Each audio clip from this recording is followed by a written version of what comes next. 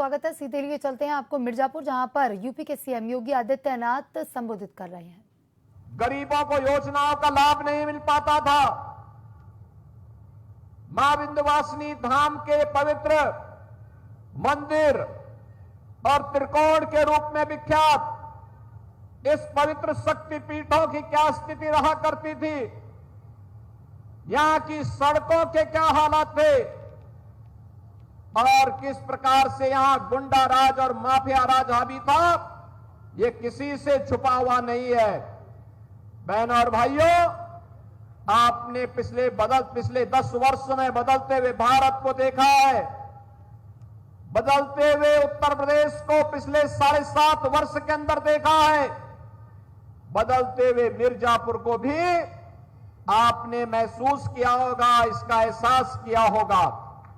आज मैं भी गौरव की अनुभूति करता हूं, अब हमारा मिर्जापुर जनपद भी किसी के सामने हाथ नहीं फैलाएगा, क्योंकि मिर्जापुर के पास यहां की पहचान मां विंध्यवासिनी का पावन धाम आज भव्य और दिव्य रूप ले चुका है और पूरे देश और दुनिया के श्रद्धालुओं को अपनी ओर आकर्षित कर रहा है।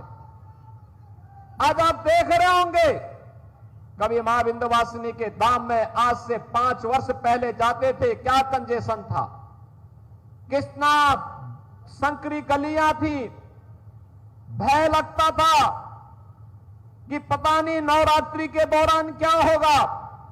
लेकिन इस बार जब शारदीय नवरात्रि में जो 3 अक्टूबर से प्रारंभ होने जा रहा है, जब आप जाएंगे तो आपको एक भव्य और दिव्य धाम के दर्शन होते हुए दिखाई देंगे और आप भी महसूस करेंगे कि वाह, अगर यही काम पिछली सरकारें भी करती तो यह जन आस्था को सम्मान मिलता। बहनों और भाइयों, अब हमारा मिर्जापुर जनपद भी कह सकता है कि हमारे पास भी अपना एक मेडिकल कॉलेज है। मेडिकल कॉलेज नहीं तो बीएचयू था वाराणसी में और प्रयागराज में था मेडिकल कॉलेज, ये बीच में कुछ भी नहीं था। आज तो आपके पास यहां मेडिकल कॉलेज प्राप्त हो गया है, मेडिकल कॉलेज प्रारंभ भी हो चुका है, मेडिकल कॉलेज में स्वास्थ्य की सुविधाएं भी मिलनी प्रारंभ हो चुकी हैं। मेडिकल कॉलेज के बाद फिर यहां की माननीय सांसद और माननीय विधायकों ने मुझसे कहा कि नहीं, यहां के लिए अब मां विंध्यवासिनी के धाम में एक विश्वविद्यालय भी होना चाहिए।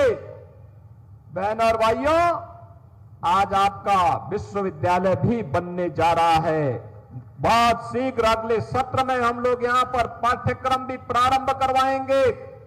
विश्वविद्यालय के कार्यक्रम को हम लोगों ने आगे बढ़ा दिया है, निर्माण कार्य प्रारंभ होने जा रहा है। एक भव्य विश्वविद्यालय मां विंध्यवासिनी के नाम पर आपके जिले को प्राप्त होने वाला हो गया है।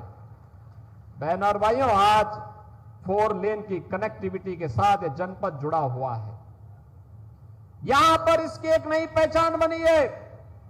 याद करिए, प्रधानमंत्री मोदी जी आए थे, बाण सागर परियोजना का लोकार्पण किया था और उस समय उन्होंने कहा था, बाण सागर परियोजना से किसानों के लिए यह लाभदायी होगा। 2.5 लाख हेक्टेयर भूमि को इससे सिंचाई की सुविधा प्राप्त होगी। लेकिन हमारे सामने चुनौती थी, बिंद क्षेत्र में पेयजल का संकट कैसे दूर होगा। बहनों और भाइयों, हर घर नल की योजना जल जीवन मिशन के अंतर्गत प्रधानमंत्री मोदी जी के इसी विजन का परिणाम है।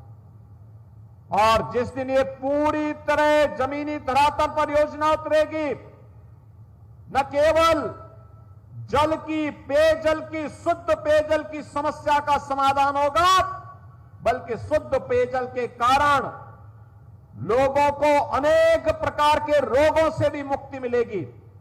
अभी तमाम जल जनित जो बीमारियां होती है, इन बीमारियों की रोकथाम के लिए हम दवा भले ही कराते हैं, लेकिन अगर प्राकृतिक पद्धति से आप देखेंगे तो वाटर थेरेपी उसका एक माध्यम बनेगा, शुद्ध पेयजल उसका एक माध्यम बनेगा।